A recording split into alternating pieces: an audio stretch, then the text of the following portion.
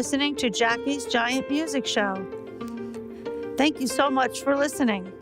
Don't forget, if you're going out for live music or comedy after the podcast, be sure to check first on hearitthere.com or subscribe to their newsletter to keep up to date on all that's happening in the New York, New Jersey, and Connecticut area. Looks like the Lanza clock is telling me it's time to get to work. I hope you enjoy the show. For this podcast, I'll be speaking with American pianist George Winston, also known as a solo piano recording artist. He has a show coming up at the Evelyn Theater this Saturday, November 10th at 8 p.m. Later on, I'll be speaking with Robert Berry, who just released an album, The Rules Have Changed, co-written with Keith Emerson prior to his passing.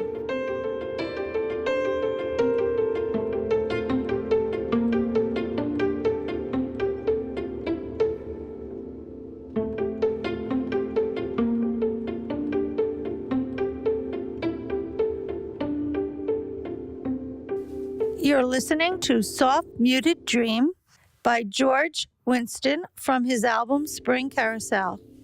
George, how are you doing today? Good. How's it going there? We're doing pretty good. We are, November 2nd, and we're having a heat wave here. I understand you're currently on tour promoting your most recent album, Spring Carousel. How's the tour been going so far?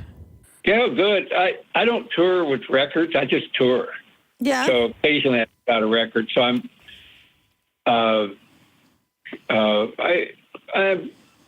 doing a couple songs from it, but most songs on records are for the record. It's pretty small percentage of songs on albums I play live. Oh, really? So what about this Spring Carousel? Are you doing anything off of that in the concert? Yeah, I do a couple songs from that each show. Which ones are you doing? Yeah, let's see. One called More Than You Know. Mm-hmm. And one called Pixie Number 13 in C. Pixie Number 13? Yeah. In C? That's an interesting title. How did that come about? It was very inspired by a song by the late, great New Orleans pianist James Booker called Pixie that I often play as well. And just certain kind of song with a blues progression as far as the chords go, basically, and medium tempo, and the left hand kind of stays in the middle of the piano. And that's what James Booker's Pixie did. And I've come up with a bunch of other Pixies, as well. And that one's Pixie Number 13. So I guess not being a piano player, I'm just wondering is Pixies just a word like a pixie, or is it got something to do with playing the piano? I never knew James Booker, so I'm not sure why he called this song that. But the kind of song that it is inspired this piece. So I just called a further Pixie, another Pixie. It's also influenced by a cat I knew, Gavaji, that was kind of a Pixie as well. So all the Pixies are inspired by the cat Gavaji and James Booker. So you've mentioned James Booker a few times. So he's one of your influences, or someone that you were listening to? And definitely my biggest influence. Who are some of your other influences? Also from New Orleans, Professor Longhair, and also from New Orleans, the late Henry Butler. So those three are the main three pianists I've studied and listened to over the last couple decades. So has piano always been your main instrument? Well, I actually started on organ when I was 18 when I heard the Doors. And then when I heard Fats Waller's recordings from the 20s and 30s, when I was 22, I switched to piano, inspired to switch to piano. So starting at 18, seems kind of late to me. Is that not the case, or like usually you pick up instruments in the younger years? No. I I guess so, yeah. But I spent 12 years with the Seasons in eastern Montana, and it was just the Seasons. I didn't even listen to music. But the extremity of the Seasons and how different they were was life for me. And then from 12 to 18, I listened to instrumentals, particularly organs. And so that was the second stage. And the third stage was hearing the Doors and starting to play the organ. And then the fourth stage is hearing Fats Waller and then switching to piano. When you say the Seasons, did you mean the Seasons classical music or just the seasons of summer, spring, winter, fall? Yeah, the Seasons themselves. Oh, interesting.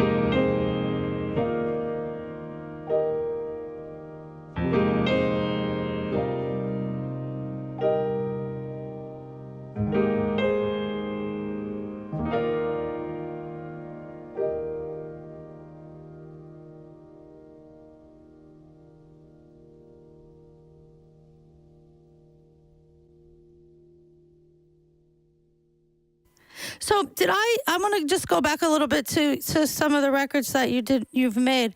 Is this new on Spring Carousel, is this your 14th solo piano album? Did I read that correctly? Yes. Yes, the 14th, yes. All the records are kind of really like your kids, you know. You kind of make them put a lot of thought into them over a long time period. And this one came out of, I had a bone marrow transplant at City of Hope near Los Angeles in 2012.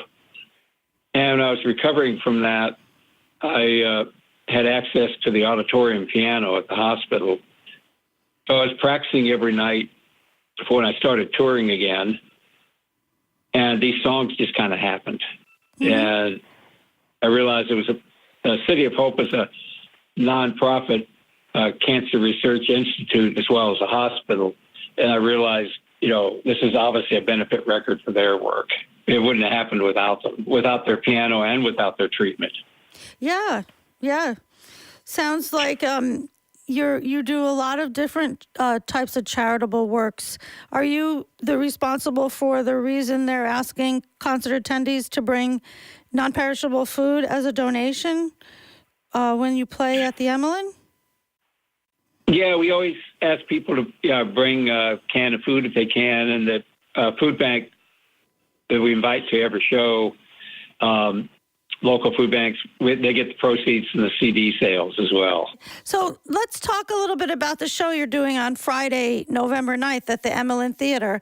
According to the website, it looks like the show is already sold out, and there's a wait list. What can folks expect to hear when they are sitting in the seats there? Yeah, this will be the show this time that I call the summer show, which is what I regard as spring and summer type songs. I have two shows that I basically do.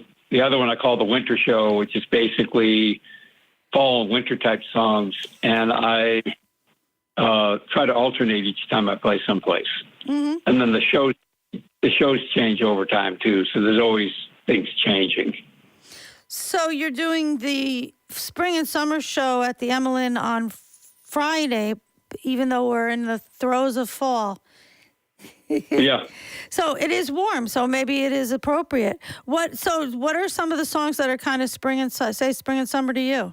Oh, like there's a song called Rain that was on the Winter and Spring record. I do some of Vince Guaraldi's Peanuts pieces, and the Peanuts episodes were always seasonal. Right. And some of those, and a song called Fragrant Fields from the Summer album, the album called Summer, and various things that just feel like summer and spring to me. And from the records, and also things I've not recorded yet. And it used to be very difficult to play something out of season, but that was the next step, is to be able to play, the winter show in July, the summer show in November. I even play the summer show in December sometimes. So it was a little difficult in the beginning when I started doing that, but my priority was to alternate each time, to give a different show each time. So have you played at the Emerald Theater in the past? Oh, yeah, this will be my fourth or fifth time at least. Ah. Were you aware that it's the oldest continually operating theater in Westchester? No, I didn't know. Yeah, I didn't know that either. I just kind of came across that information. Before I let you go, I wondered, is there anything else you have in the works right now, or are you just focusing on what you're currently doing, this summer show? Oh, when I'm not touring, I'm in the studio every day. I'm working on more volumes of Vince Guaraldi's music and an album called Night, A Love Story. So kind of working on a few things at the same time, slowly. What do you do when you're not working on music? Well, I'm always working on it. So there's always sleep, I guess. There's a lot to get done. I'm working with other artists' music as well that produced, and so there's just always something to do, If I were to tell somebody the best place to look for you, what is your recommendation? Do you want to send them to your website, or are you up on social media more? What are your thoughts on that? Oh, the website would be the best, the most accurate, and the most detailed. And I see you're going to be at the East Coast, and you'll be back in New York for 2 nights at the Loretto Theater at the Sheen Center in November. Yes. Did I say that right? Is it Loretto or Loreto? I've never been there either. I always call it the Sheen Center, but yeah, that'll be November 26th, 27th. I do want to wish you a lot of success for the rest of your tour. I guess you're touring through December? Yeah, I always tour September through December, and then late January through May. And then the summer's more of the studio. That's the same thing about the same time every year. Well, George, I'm going to wish you luck or great success for the rest of your tour. And thank you so much for calling in. So your website is georgewinston.com. And I see you're on Facebook, Instagram, and Twitter, but we're hoping to send most people over to the website. Great. Right? Okay, so have a great rest of the day and enjoy your weekend. Thanks for doing this, and always great to be back there. Yeah, looking forward to it. Thank you. Thank you.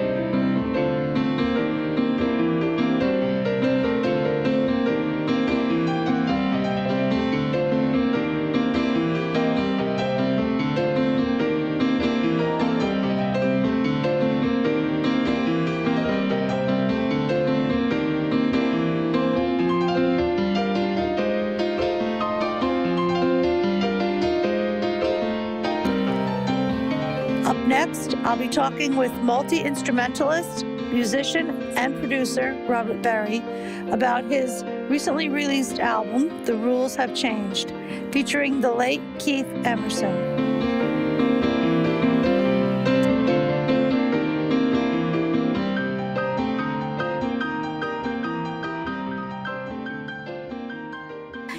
I have been listening to the music of 3.2 for the past week, and I got to tell you, it's fantastic. Well, I sure appreciate that. I love that. It's been out 2 months now, and what was really surprising is the first day it came out, August 10th, by noon on that day, every country had sold out on Amazon what they had. And that was just such a thrill for me to see that people were sort of anticipating the release and then actually bought it once it came out. And then they had to wait another 7 weeks for the second printing to come through, pressing. And that only happened like the middle of last week, I think. So it's really been inspiring for me. And I hope that people like you, when you say that is so wonderful for me to hear that you like it. I mean, it doesn't get better than that for a musician, you know? Well, I actually more than like it, and I'm not just saying that because you're a guest on the radio. I mean, the music is so inspiring, and there's a lot of power behind the mixing that you did, the song Powerful Man, really, that drum that's in there. Yeah. I'll tell you, that song in particular, you're talking about the power and stuff, that song is written, and if you know a little bit about my history, I started with Keith Emerson and Carl Palmer in 1988, the band Three, but then I went to Sammy Hagar in the mid-90s, and, you know, Keith Emerson's son, Aaron's a keyboard player. Sammy Hagar's son, Aaron, is a great singer, sounds just like Sammy. I joined Ambrosia. Burley, the drummer's daughter, is a great little musician. I play with Greg Kinn now, produce his albums and tour with him. His son, Rye, took lessons from Joe Satriani on guitar. He's a fantastic guitar player. And all these kids were inspired by their dads, probably in the bassinet, you know? They were under the stage. The mom had them under the stage, maybe had some cotton in their ears so it wasn't too loud. When Sammy Hagar's on stage with Van Halen, or Keith Emerson's playing Madison Square Garden with ELP, these kids were empowered by the power of their dads with the music. And that's kind of an honor to them, that song. So I'm glad you mentioned that. It is a powerful song, I think, too, in sound. far as the studio and everything, my intent was to make it strong and have that big keyboard Emerson power to it, Yeah, and I think, in my opinion, that the Powerful Man was one that would be a really good radio single. I don't know if that was where you were going with that when you released it, but Yeah, when Keith and I sat down, we finally, decided we're going to do this. We mapped out the whole album, what we wanted it to be, and part of it was what we had done together in 1987, 1988, which 3 had a top 10 single with Talking About, which was number 9, my only top 10 single my whole career, and I was really proud of that, but also it had that signature Emerson powerful keyboard thing that not a lot of keyboard music can compete with the guitar music on the radio or on an album. And Emerson, Keith was always able to do that, the power. So that was one of the things we wanted to do. Of course, one of the other things was to be very musical and orchestrated and have the progressive, the classical piece of it put in the music. And then, of course, another thing, I wanted to have one acoustic song on there. We didn't have an acoustic guitar song on the first album. But I always have to joke and say, well, Greg Lake got to do one on the ELP album, so I'd like to do one on this album. And so we really planned it out, and we had everything sort of lots of ideas. I'd like to say it was like a Halloween pumpkin. There's all these missing teeth within those ideas. yeah. But we did have it all mapped out, So kind of jumped around a little bit there, but I was going to say that back to the Powerful Man, when I listened to it, it was almost as if I was listening to Keith playing. I mean, you really captured his essence when you did that song. Well, a lot of people don't realize, even though it's in there's a 20-page booklet with the album, and it's in there, that I had about 20% of Keith's music and his playing done before he died. So I'm no Keith Emerson playing-wise, but I'm capable of playing keyboards. I had 8 years of classical piano and 2 years of jazz, and I majored in music in college, so I'm capable. And I already had his starting points, and his sound and his style of playing.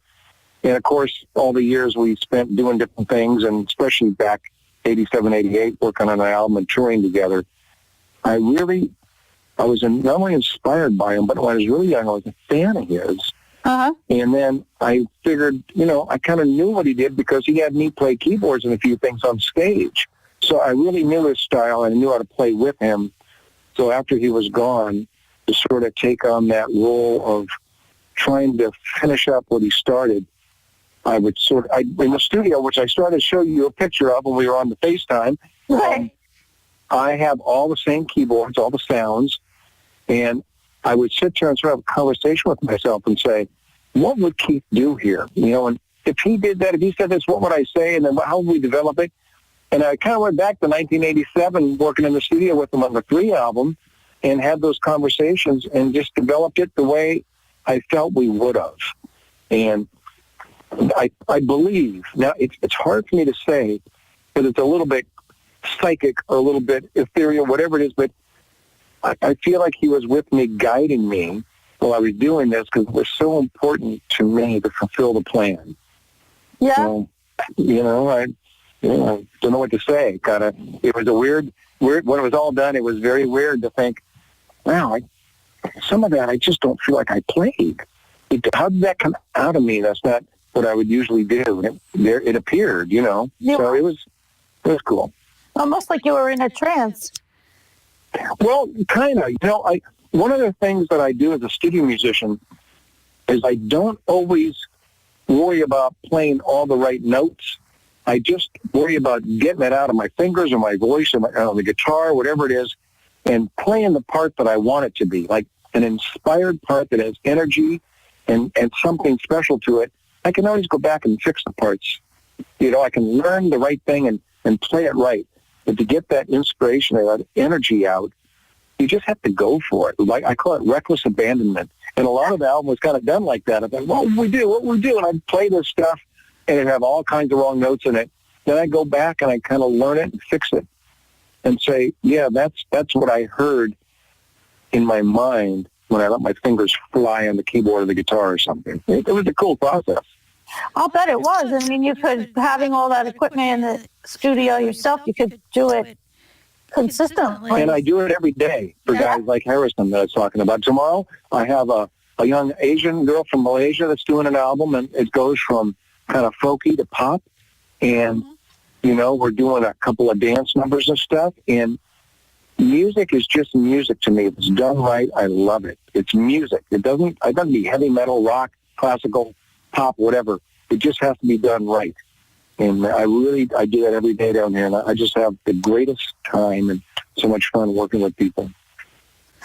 So you mentioned that Keith put down some tracks for you before he passed, but you didn't use any of his music in the album, did you? You know, what had happened, Keith and I worked on it for 3 months. I had files that he sent me, digital files. We had one song from 1988 that we didn't use then that I thought, wow, this would be really great now.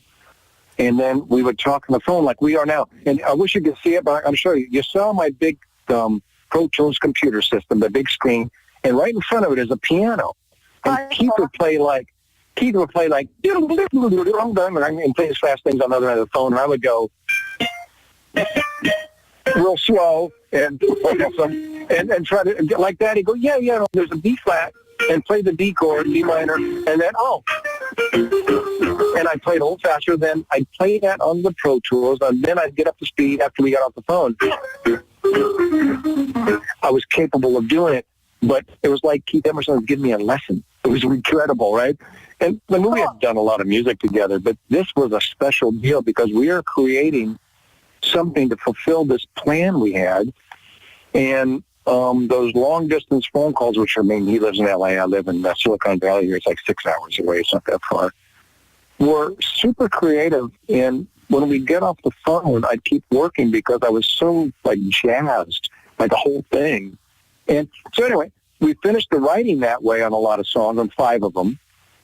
But after he died, I didn't want to do it anymore. I said, my dream for 27 years to do this with this great, the best keyboard player ever, this wonderful guy, the guy I called friend for a long time. We did, we didn't see each all the time, but we did quite a few things together. He was gone. I can't think of an honest way to do it.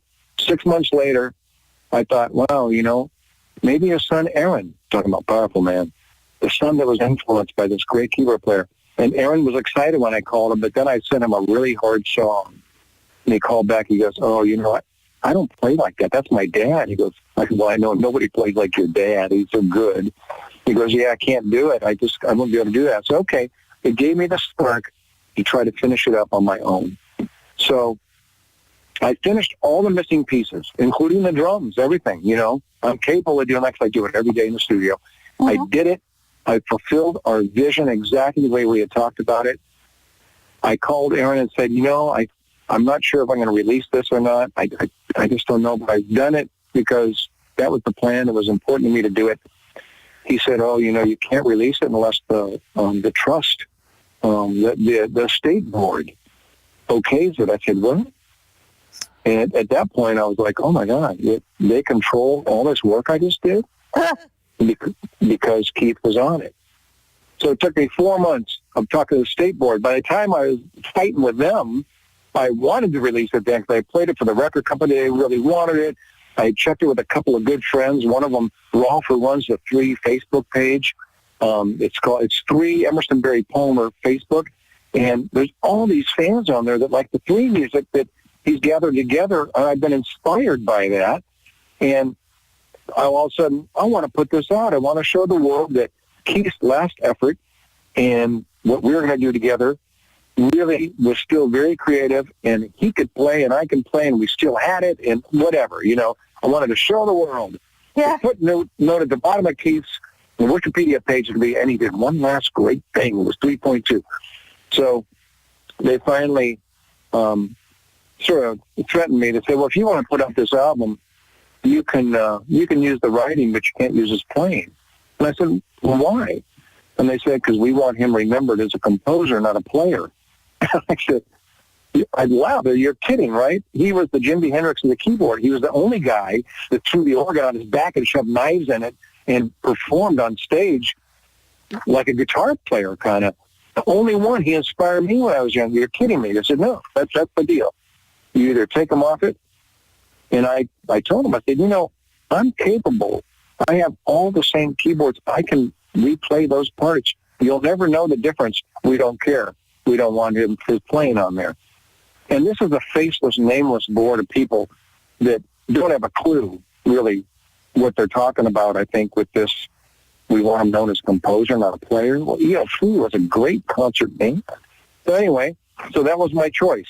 I don't release it, or I say it's like taking a picture. If you take a picture of a tree, and you look at that picture, it's the exact same tree. It's just a picture of it. So I went about for months and hours recreating every nuance, every sound. I had all the individual tracks of his. I knew what the instruments were. Yep. I already had his playing, and I recreated it. And when it was done, you can't tell the difference between his part and my part, not because I'm so great, because I didn't create that stuff. I'm copying what he did, but I am capable of playing that. So it'd be like getting sheet music of Beethoven and playing a Beethoven piece, I was nobody. And to do another album with Keith had been a dream of mine for 27 years. And I struggled with the emotions and everything to really get it done. And when I was done, I didn't know what I had was the worst part. I thought, oh, is this terrible, And you're hearing it. You're telling me you like it. That's why I said it means so much to me, because I still don't really know what I have. I spent so much time inside of it and inside the plan, and inside the recreating the Moog sounds and every keyboard sound that Keith had, and then constructing all the parts that would link that together so it had continuity. I still don't know what I have. I listened to it once when it was done. Oh, I was going to ask you that. Did you ever sit down with like a cup of coffee or something and just listen to the actual CD as a listener, but not as the composer? I tried to.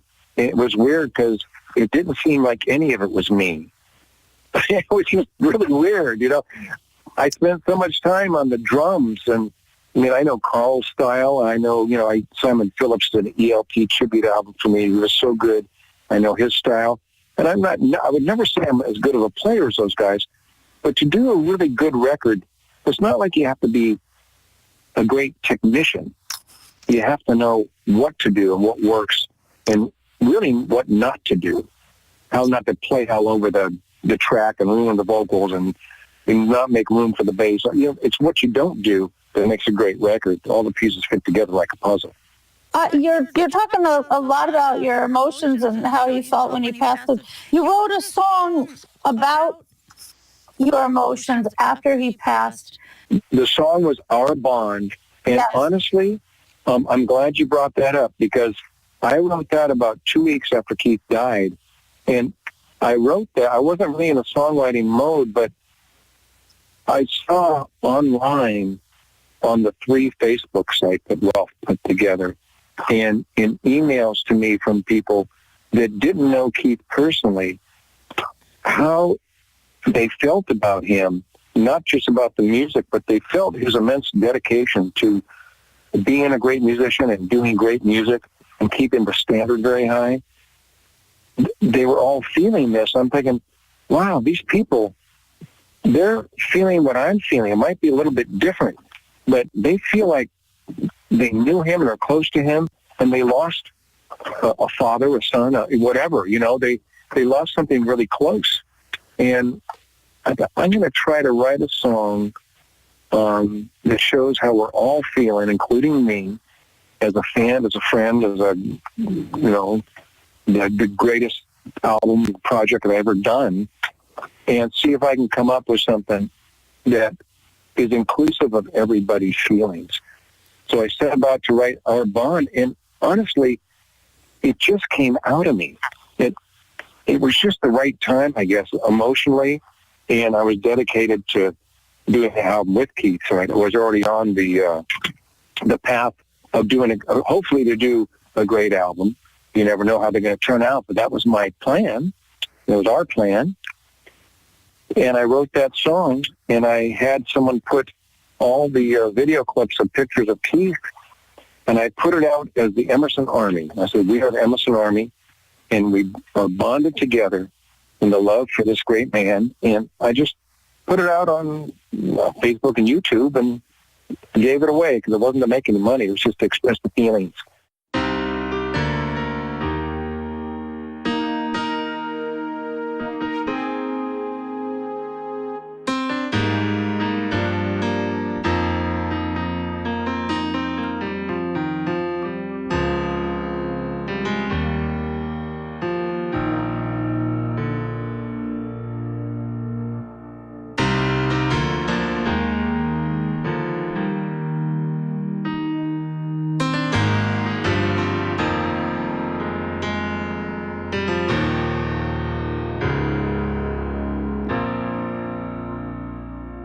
No talking, no defense, it's here.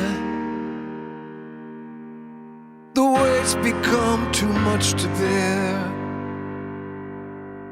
The burdens as we march through the trenches of this world.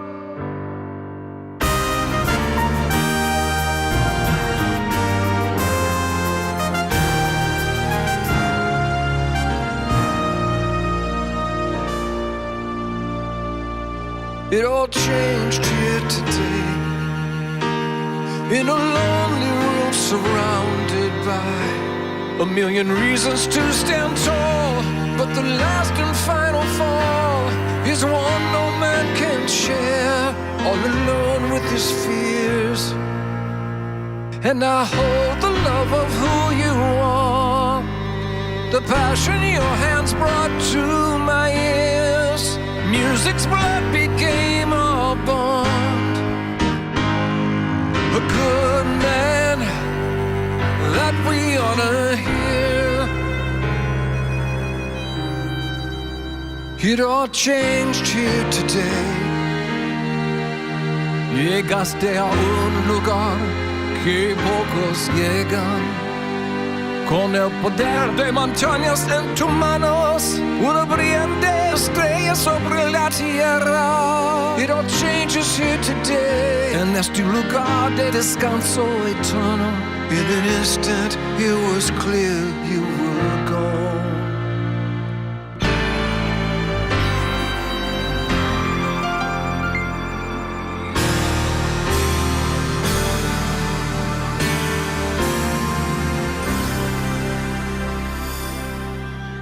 Across the world a sound like truth to hold on to. In disbelief we hope for peace in everything we held dear. In that place no man can share, solo con sus temores. I hold the love of who you are, the passion your hands brought to my ears. Our music's blood became a bond, a good man that we honor here.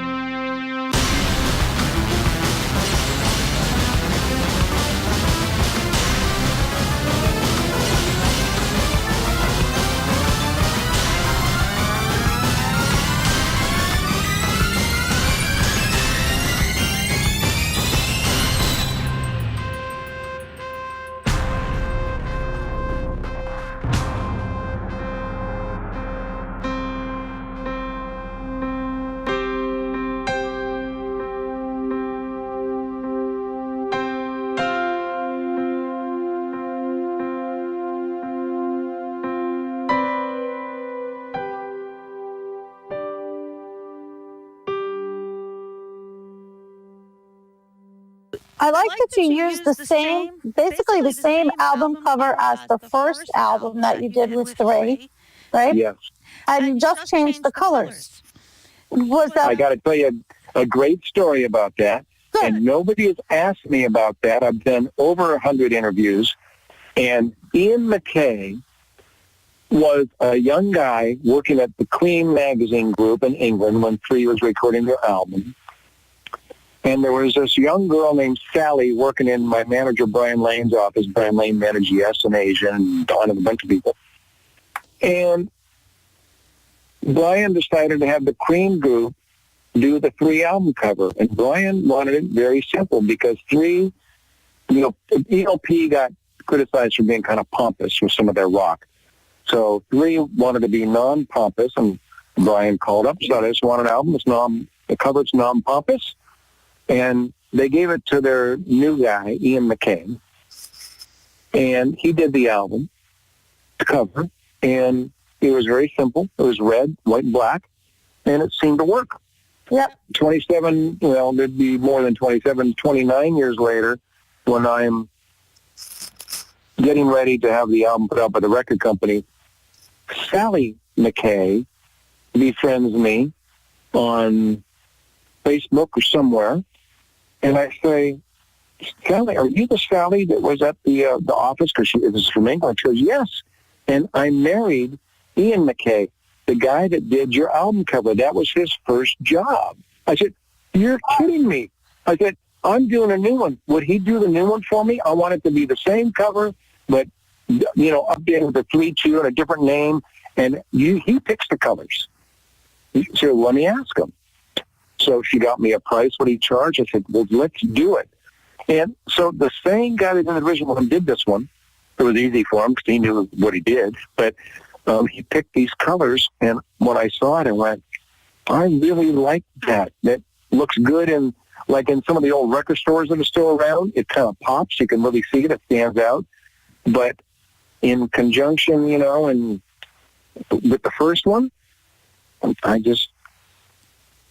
I couldn't ask for more. He did a superb job. And I'm glad you asked me. No one's asked me about that. No, and it's on the booklet that Ian MacKaye did the artwork.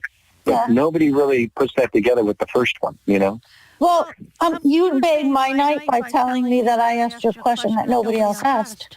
So thank you for that. So I noticed, too, that there's another song that I'm going to ask Adam to play for the listeners after the fact, and that's One by One. That's another song that I want to introduce to the listeners. It's such a beautiful song and a deep and developing story. But can you tell us a little bit about the evolution of those lyrics? It started out because Keith wanted to call the album One.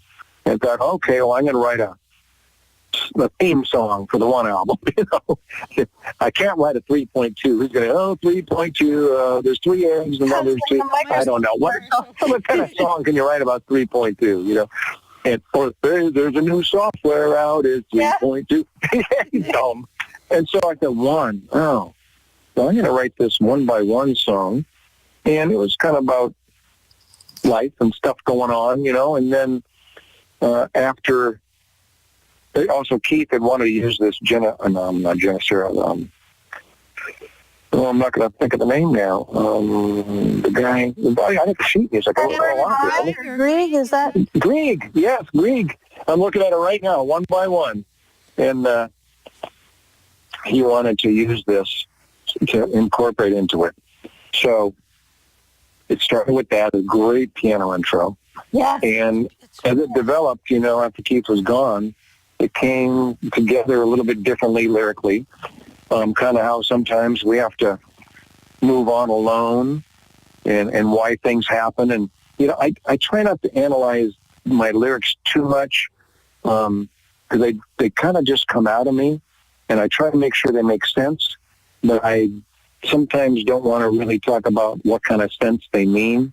So I think this is a good spot for us to end. I can't believe that the time has flown by so quickly. But before I let you go, there's 2 more things I want to ask you. These are easy ones. I hope these are easy ones.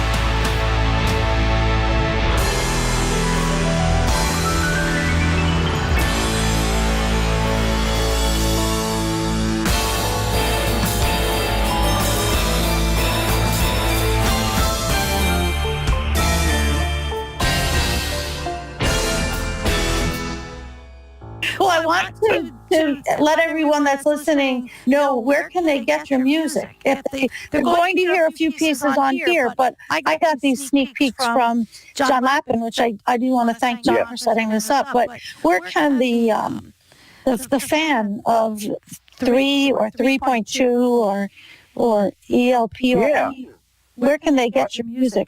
I'll tell you one thing that I always forget to mention, and it's important to me, is there's still a few of these mom and pop record stores around that sell CDs and albums.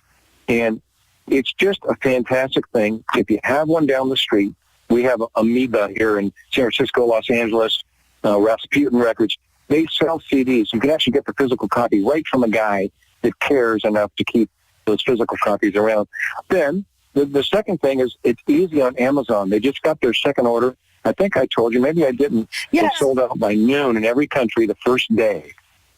And just incredible. You know, I couldn't believe it. They got them a week and a half ago, the second pressing.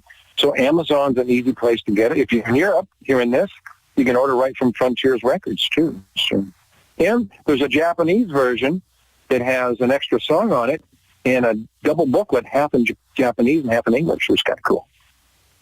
You know, you said Japanese, you talked about Japan. It was one of my questions. What is the significance of Japan? I know we're running out of time, but I need to know this answer. Keith always told me that the Japanese were his biggest fans. When I told him he didn't want to play those concerts that right before he died, you know, and he was supposed to go play them. And I said, well, you're Keith Emerson. Just call and cancel. He goes, I can't. They're my biggest fans. I don't want to disappoint them. And the Japanese have been very good to me, too, as far as a few albums that came out, the first 3 albums. They still buy CDs and albums more than your average U.S. music lover. Now, the progressive music lovers will buy an album. They want the physical thing. They want to see the cover. They want to own it. They want to read the booklet. But, you know, anybody that's doing hip-hop and pop and stuff, they just download their music. They don't care if they have anything. I don't know when they go to a concert what Adriana Grande, whatever her name is, what she signs, because they're not buying CDs. She has to be signing something else, you know. They're not even looking. Yeah, you know, and for us, we like that. It's like buying a good book, you know. It's part of your collection, kind of. And yeah, that's Amazon's the best place, easiest place for you to get it, though. So, and the Japanese have the same thing over there with their versions more expensive, though. Do you have a Facebook account where people can go and engage with you? Yes, I have 2 Facebook. You know, one's a personal kind of Facebook. It has 5,000 likes or so, or friends, and I can't take anymore. So there's another one that's called Robert Berry Music, I think it is. I should know this stuff to tell you. But if you look for it, you look for the Robert Berry Music one on Facebook, or the 3 Emerson Berry Palmer on Facebook. That actually is a nice thing to join, too, because there's a lot of information, and a lot of people have posted pictures and different things from our tour and all kinds of stuff back in 1988, that things I never even saw before. So the website is robertberry.com, yes? Yep. That's nice and easy for folks to remember. It's B-E-R-R-Y, just so you know, because sometimes people think it's an A, but it's B-E-R-R-Y, like the fruit. Oh, I love berries, all kinds of berries, blackberries, raspberries, blueberries. There you go. Strawberries. Uh-huh. Chuckberries. Chuckberries? There you go, yeah. Yes, bringing it back to music. So I want to thank you so much for calling in and for working with us as we got ourselves familiar with the technology. I could talk to you for another 2 hours, I'm sure, because every sentence that comes out of your mouth generates a question in my head. And I love that.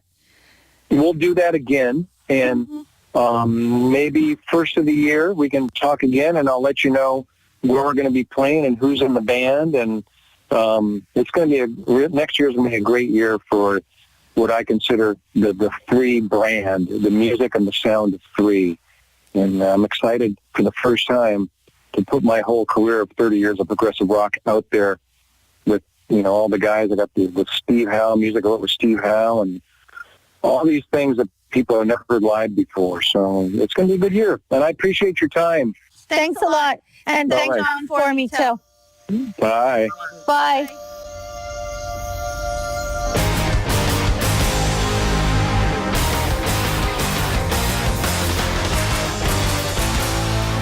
I'm so glad you decided to tune in. If you like what you've heard, please subscribe to my YouTube channel at Jacque Roach, or follow me on Facebook at Jackie's Giant Music Show. As always, I've got some interesting guests lined up, and I can't wait to share them with you. See you next time on Jackie's Giant Music Show.